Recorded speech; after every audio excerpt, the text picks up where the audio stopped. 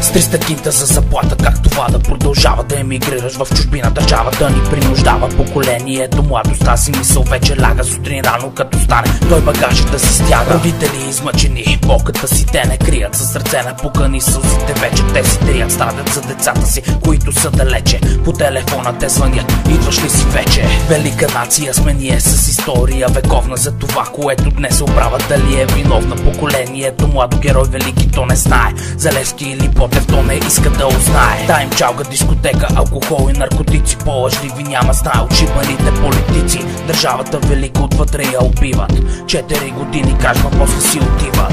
В името на свободата той не се предаде, нима апостола живота за това си даде. Родината ни грабена да бъде безнаказано, нима всички жертви са били на празно. В името на свободата той не се предаде, нима апостола живота за това си даде. Родината ни грабена да бъде безнаказано, нима всички жертви са били на празно. Велика нация били сме, всеки знае утрите лъва, а последните години държавата ни май затъва. Поколението младо в чужбина то рубуват, защото в България трудът ни нищо не струва. Нашите родители днес войната продължават, шибаните политици данъците увеличават, борят се за да живеят и децата да си хранят с последните си сили това, което имат бранят. И понякога си мисля Господ нас дали ни гледа, всеки българин преди е излизал за победа. Беззаконието власт в нашата малката държава, да емигрираме живота нас ни задължава.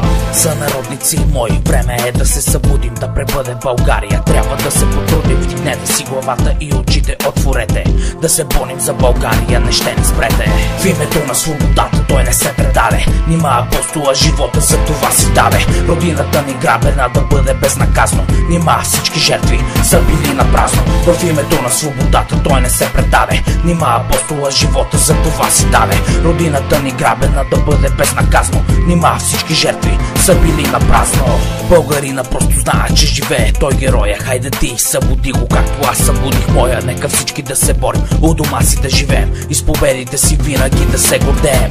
Да живеем е нормално, както правят го в чужбина. Децата ни след време да не казват ще замина. Обичта ми към родината не ще изтине, нима за да се вдигнем трябва някой да загине. Българина е велик, той не се предава, векове наред паднали отново става.